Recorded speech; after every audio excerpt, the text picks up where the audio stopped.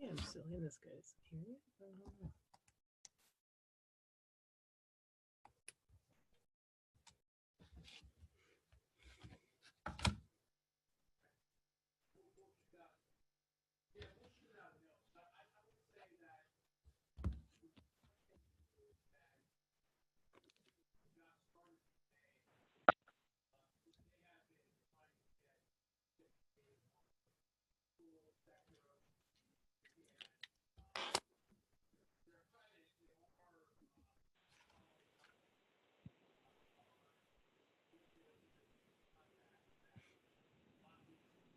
Hey, Jeff.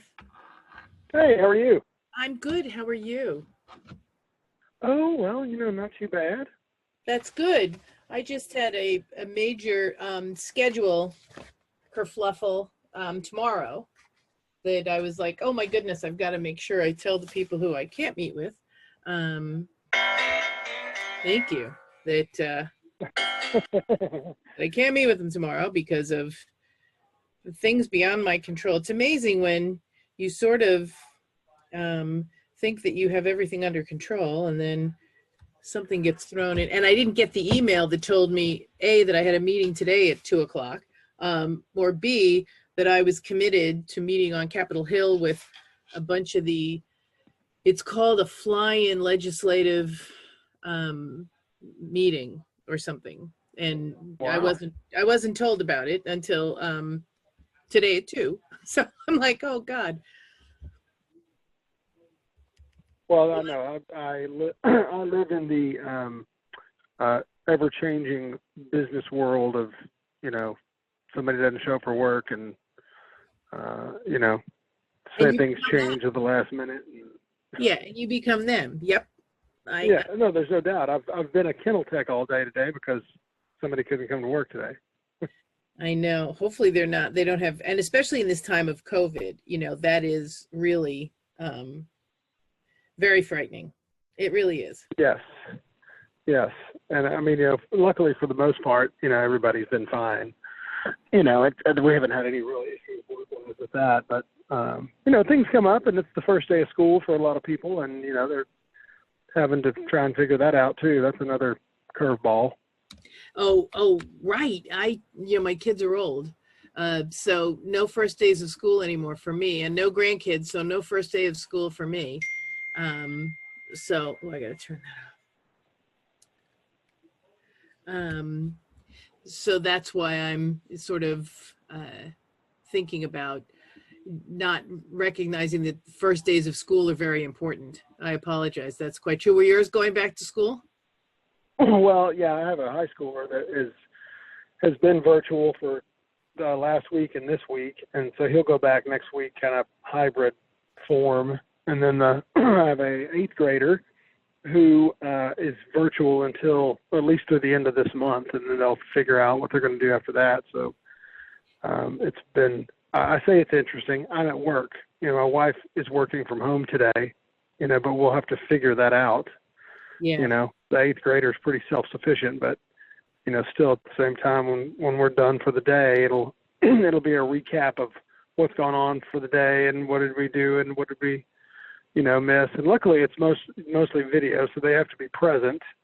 It's not, so dissimilar that they're not looking at the teacher, but, it's been interesting to watch the older one, sit at the desk and be on a Zoom call with a class all day, and he's kind of sitting to the side where they can't really see him, and I can only imagine what the teachers are going through, on their end. Well, most of the kids don't even show up, which is really hard.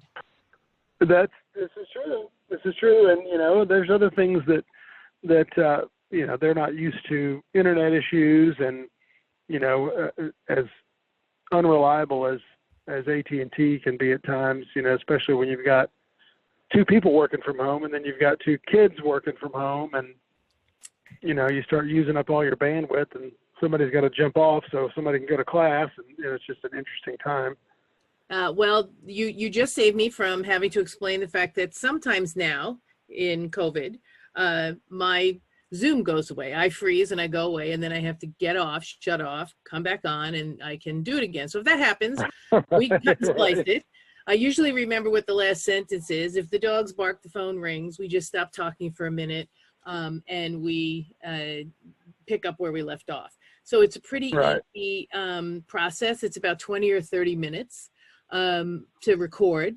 And what we do is I ask one question, that's all, and then everything else, goes from there, because I pick out things that you say that I think my audience will be really interested. And we just had our 2000th download, so we're really thrilled. Oh, wow.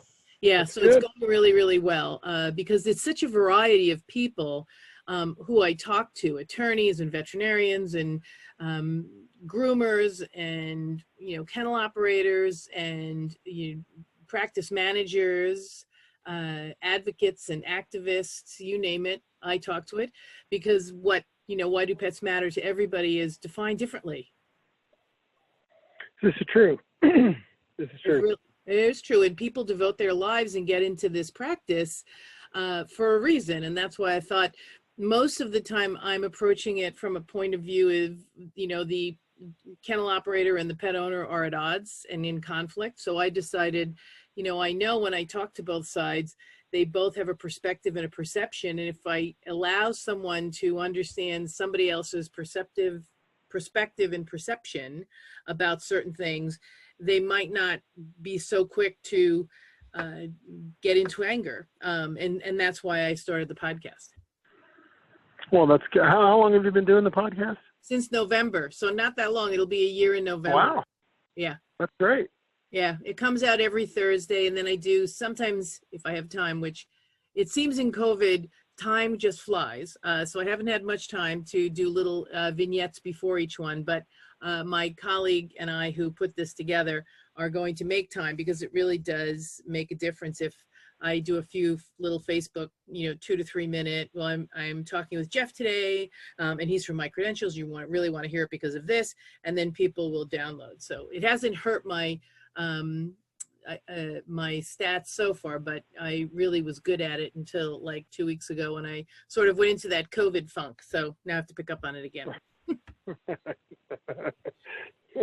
So what I'll do is I'll say 3, 2, 1. Okay. And then I'll just say, it's Debra Hamilton. Why do pets matter? Thank you so much for coming. And today I have the honor of speaking with my new friend, Jeff Davis. He's the president and co-founder of mypetcredentials.com. And that's correct? Correct. Perfect. And then I'll say, thanks so much for coming, Jeff. And you'll say, well, I had so much more better things to do, but you bullied me into it, or whatever you'd like to say. And then we start, and I say, well, I always ask my my guests, why do pets matter? And they answer, and then we go from there. So if you're ready, I'll do that. Sure. All right. Perfect. Even though you're wearing many hats today, thank you for not calling and saying, well, you could have, because I would have rescheduled, not a problem, that you were wearing too many hats today to take, 20 or 30 minutes out. So I appreciate it. I really do. Oh, no problem. It's no problem at all. I'm happy to do it. All right. Hi, it's Debra Hamilton, and welcome back to my podcast, Why Do Pets Matter? Thank you so much for coming again. We're so glad you're here, and you're going to have such a treat. My new friend, Jeff Davis, who is the president and co-founder of My Pet Credentials, where you can find it at mypetcredentials.com, is our guest today. And all of you know that I am so incredibly wound up about making sure your pets have a plan, and Jeff's Pet Credentials, My Pet Credentials, are going to help you do that. So Jeff, thank you so much for coming. Thank you. Thank you for having me. I'm so glad. I love My Pet Credentials, and I think that, my listeners are going to love it too. But as we always do, we start off with, why do pets matter to you, Jeff Davis?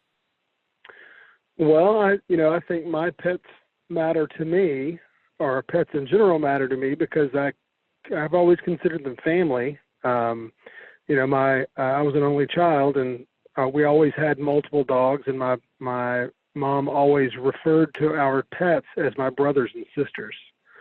So why pets matter to me is because they truly are family, in my opinion. We own I also own a kennel here in Houston, Texas, and it's no doubt that on the back of our shirts, it says dogs are our favorite people because we consider them to be people. I'm really glad you said that because I consider my dogs to be my children's sisters and brothers, and they truly are family, especially now during COVID. How have you, I know that probably the kennel environment and my credential environment might have fallen off a little during COVID, but how have you seen our reactions to our pets post-COVID picking up in both areas or changing the way people actually treat their pets? Well, I don't know that it's changed the way people treat their pets. I mean, obviously, we as humans have had to adjust with social distancing and wear masks and things of that nature. And I think that, luckily, COVID wasn't a big risk factor when it came to dogs themselves. So as far as us changing the way our parents, if you will, changing the way they're treating their dogs, it really didn't change that much, to be honest with you, and we don't really skip a beat. I mean, in the environment we live in the dog care world, it's pretty sterile. We clean nonstop all day long, with bacteria, killing solutions and things of that nature. So really, the processes and the way we did things, with regard to the dogs themselves, and I don't know that we could clean anymore, so like I say, we live in a pretty sterile environment. And, the humans are, it doesn't really affect the dogs. The humans, that really makes a big difference. But, I know some dogs probably weren't really fond of people approaching them with masks on, but it didn't seem to faze the majority of them. I know it's interesting how that has changed the dynamics when people are walking and my dogs see people with masks on. They do take a second look. It's not like they're frightened, but they're older. Puppies, I think, had a really big adjustment because they couldn't get the socialization that they needed to get. And you as a kennel owner, I think when we spoke before, you had said there was a real drop off on people vacationing. So although you've always kept a very bacterial free kennel, there were less people traveling. True. We just on the kennel side, we groom roughly 1,200 dogs a month. And the odd part of the COVID change, as far as our business structure is concerned, it did drop off boarding wise, but we typically see about 125 new customers a month, and we have two different facilities not too far from each other. And about 2 or 3 weeks into, let's just say the first month of March, we looked back and we had seen 350 new customers. And that has continued through the summer. Obviously, mostly grooming or all grooming, because other facilities had closed down, or, I think PetSmart closed their boarding, daycare stuff down for a while. And even with the daycare piece of the business, we were allowed to stay open because we were essential being pet care, and we did have to care for a lot of first responders, firemen, policemen, people that were actual essential workers. They had to put their dogs somewhere. Right. So most people don't but it was just think interesting to see how much more grooming there was to be had. And I don't know if that's because people were wanting to keep their dogs cleaner more often. But that just seems to be the case. Nobody would even have thought of that, okay, so the typical travel that you might go through in March, April, May for the holidays was replaced by people who were on the front lines, who had pets, who needed care for their pets because they were working longer hours, actually filled that void. True. That's really interesting because we haven't heard that before, and so that's an interesting piece for my listeners to really chew upon, because you would think that a kennel might not necessarily have as big a population because no one's traveling for the holidays, but one never really thinks about. And like your My Pet Credentials and My MAP plan, making sure you have a plan for your pet because you're going to work full time and you're a first responder and you have to find some sort of care for the animals, that really makes a big difference. So Tell us a little bit more about the My Pet Credentials, because that is something that you work closely with vets about. We do. And so the idea originally stemmed from us obviously being in the boarding business, and vaccinations are everything. You know, we don't allow a dog in the facility even for grooming unless they have at least a bordetella vaccination. So our receptionists spend a lot of time on the phone with veterinarians every single day, making multiple, and I say multiple, upwards of 20 and 30 phone calls to veterinarians to update a vaccination record. Or, you know, it's surprising how many people don't know who their last veterinarian was or what vaccinations they had or which ones they need. So we decided to make a system where an owner could go in and create a profile. It's an application for the pet owner side. So you download an application, you put all your pet's information in, be it their personal characteristics, a picture of the dog, who their veterinarian is, what their feeding instructions are, what their grooming profile could potentially be, all their vaccination records. And we have all that in one place because when somebody goes to a veterinarian and gets a vaccination record, the people that really want to see those vaccination records are not connected to the veterinarian. So we made a system to where a pet owner can download the app, create their profile. A pet salon, you know, like ours, or a veterinarian can go in and create their own dashboard. It's free for them to use. So when you go to your veterinarian and get your vaccinations done, you just simply ask, can you update the vaccination records in my profile? All they have to do is put the dates in there.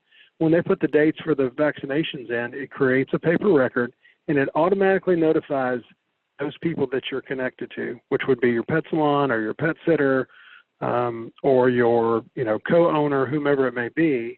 Like we as a pet salon receive an email and a push notification on our dashboard that says, you know, Buster got his vaccinations done today. He updated his rabies, bordetella, and distemper.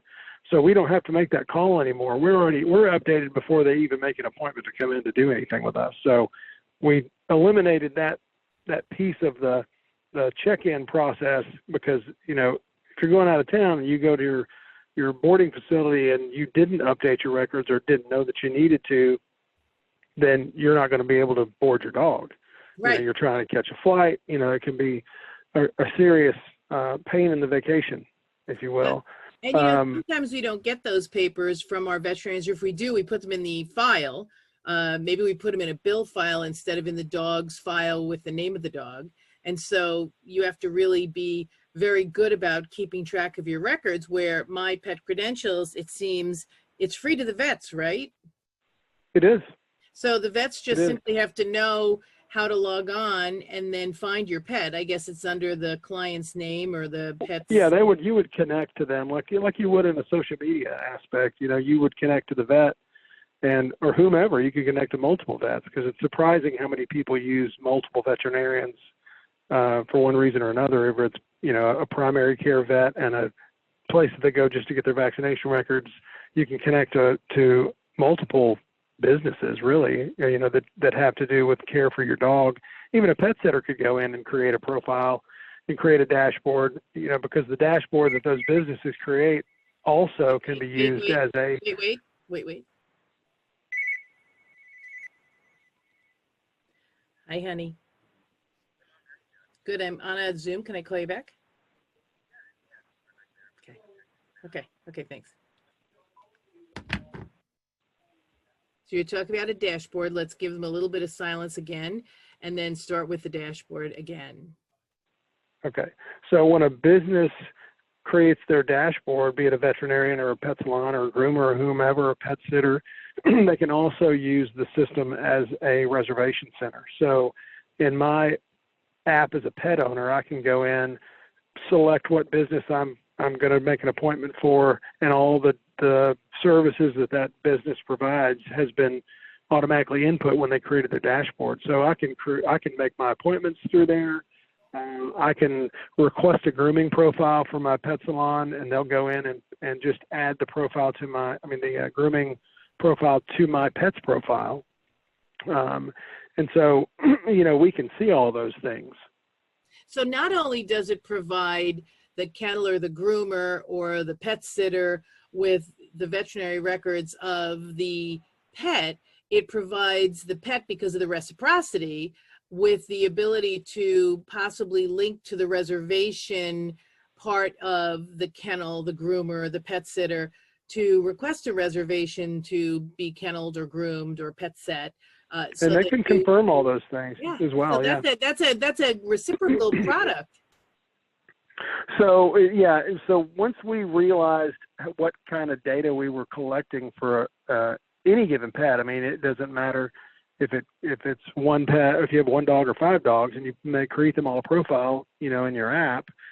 We have the microchip number. We have a special MPC security number that we assign to them. We have all their insurance information, if there is any. But we use 3 different numbers or identifiers for a lost and found feature. So we use the microchip number, the rabies tag, coupled with the veterinarian's phone number, or our MPC security number. So when you download the app, you can order a collar with a QR code on it. So whenever somebody finds, if your pet gets lost and they find them, they can click the QR code and it'll bring up the lost and found profile of your dog with its pictures, all its vaccination records, and a button that says contact owner. And once you put your information in there, it will send a text message and an email to both the owner and the co-owner with your note of, I found Fluffy at the park. Here's my phone number and email. So it turned into a lost and found database. And those collars, you can order either a QR code or you can put your microchip number on it, or your rabies tag, any of those identifiers, and they can actually go to mpclost.com and manually input those numbers as well, and the same function will appear.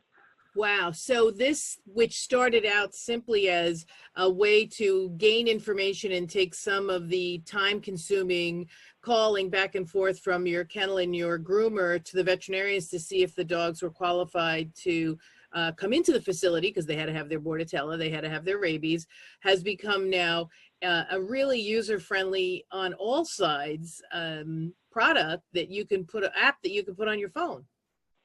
Correct. That's correct. phenomenal.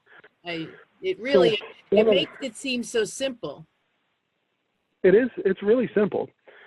Just like anything else, when you create a profile, you have to input all the information, and that's, you know, really important. But once that's done, you know, it's there for the life of the dog. And really, other than a grooming profile, or if you change their feeding instructions of the food you're feeding them, there's really not much to change. I mean, you can update their photos and those types of things, but one of the things that we've been working on that we're really close to releasing is a dashboard for rescues and you know, municipalities that would intake dogs for, you know, rescue purposes or adoption purposes, where they can actually catalog their dogs in their dashboard. So they would upload the vaccination records that they get for a given dog. You know, just say in Houston, there's a Canine Angels pet rescue. They could catalog all their dogs. So when somebody comes in and adopts a dog, they just simply download the app, and the kennel can push a button that basically shares the dog's information with the new owner. It's called transfer of ownership.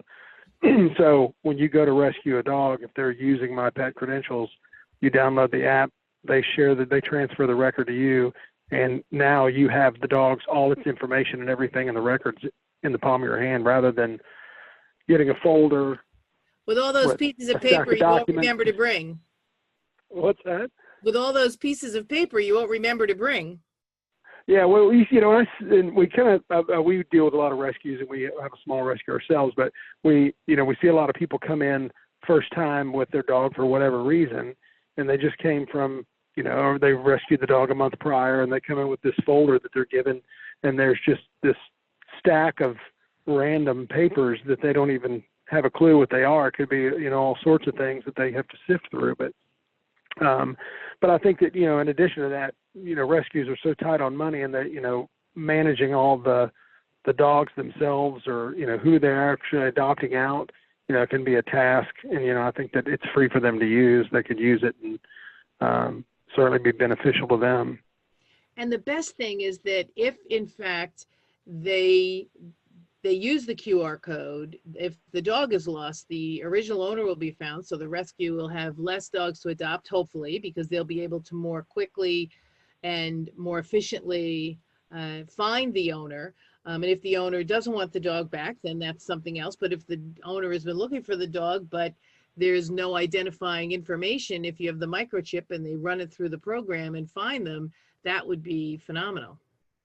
Well, yeah, and if someone is taking the time to download My Pet Credentials and create profiles for their dogs and order a collar, they certainly want them back.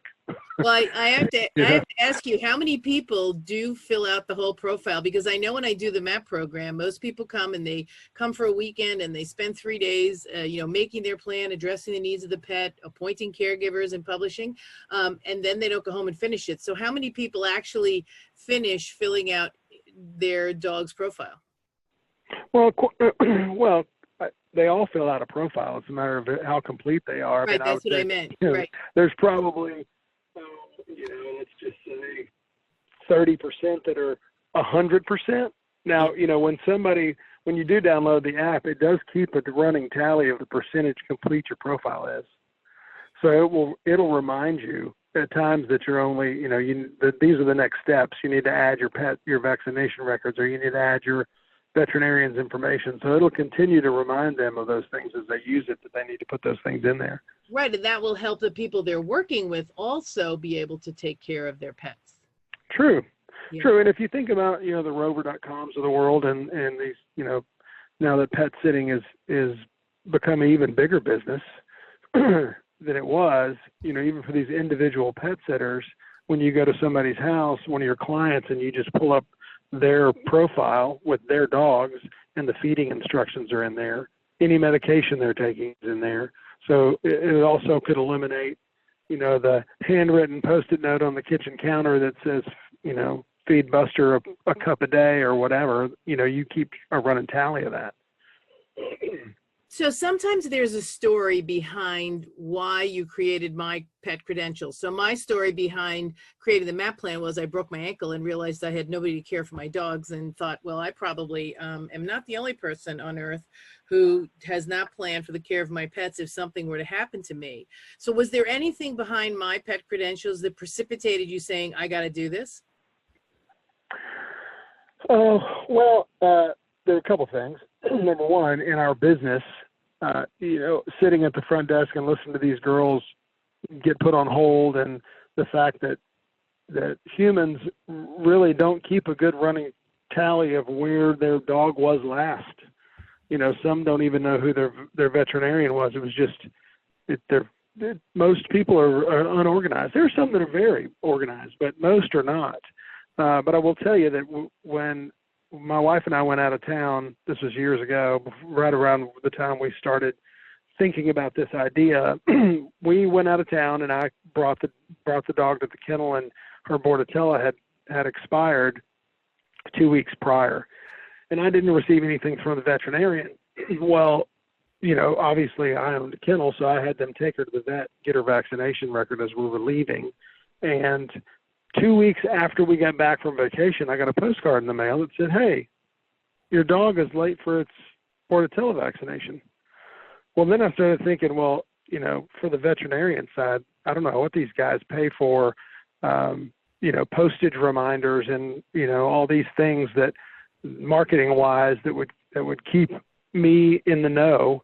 Number one, obviously it wasn't working, and number two, if I have an app on my phone that will send me a push notification 30 days prior to my vaccination expiring and send it to me on the day that expires, the veterinarian is going to get, that business even quicker, because people, when their vaccination expires and they're in a bind, if they need to go to another veterinarian that's closer to them or whatever's more convenient, they'll do it. Right. If the kennel has a vet on staff and it's not your vet, but you need Bordetella, right, you're going to go to that vet.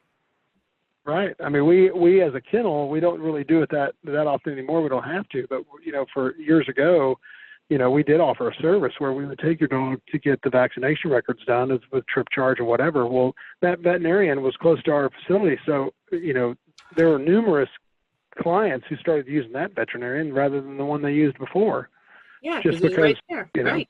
Yeah, Yeah. it's right there. It's so interesting. So as always, it's fun to hear that everyone refers to the reason why pets matter to them is because they're family members. I don't think there's been many people who haven't used that as the first reason of why pets matter to them. So good for you, Jeff. And the bridge that you're creating that educates both the owner and the veterinarian and the groomer and the pet sitter, because they're all working together without really having to annoy each other. Rather, I know that some vets will say, oh my God, one more thing to do. But in the long run, if, as you just said, which was perfect, if I'm running late and, I don't know that I didn't get my Bordetella, if you remind me the week before I go on vacation, because you remind me 30 days before I need Bordetella, then I'm going to get to you, have it done, and then bring the dog in instead of going to some different veterinarian and maybe finding somebody else. And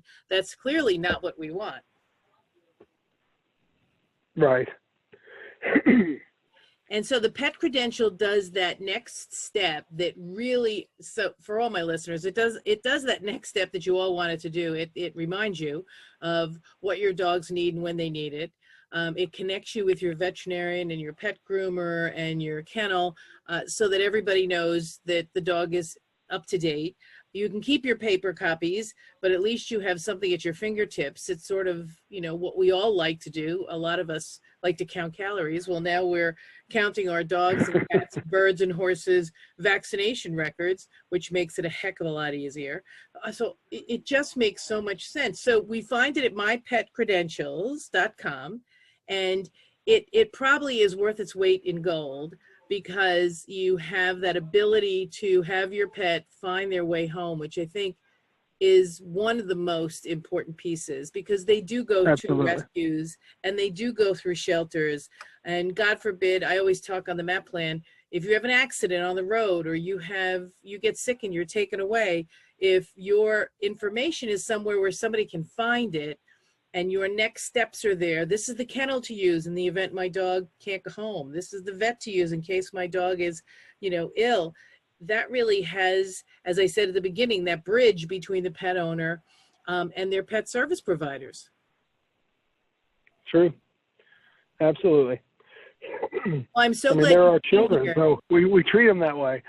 Yeah, I mean, they're family members. We keep track of our own doctor's appointments and when we're supposed to. Well, most of us do. Some of us don't. I'll raise my hand in the second part, not the first part, because I always have to put reminders in myself. There is no My Pet Credentials for me. My Debra credentials, where I would be told you have to go do this or do that, go to the eye doctor, whatever. I don't have that, which makes it so much simpler for us, because it really is important, especially as our dogs age, to get them to the vet even, more frequently, so that we can nip things in the bud before they get bigger or worse. So this is just one of the most phenomenal. I'm so glad that you and your wife went away and realized, oops, we didn't have Bordetella, and said, well, maybe there's something like my broken ankle that we can do to help people so they aren't in the same bind we're in. That's right. Well, thank you, Jeff. I'm so glad that Jeff Davis, the CEO of My Pet Credentials, he's the president and CEO of My Pet Credentials, has been on with us. And you can find out all the information and all the connection to him. Hold on a minute.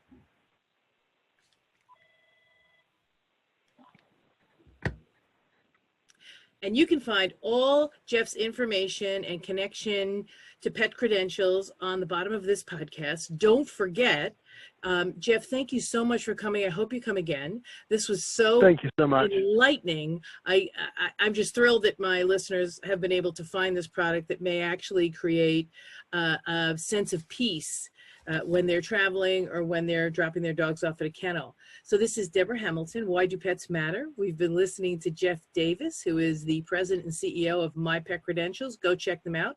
And until next time, pets matter so much. Debra Hamilton. Bye now.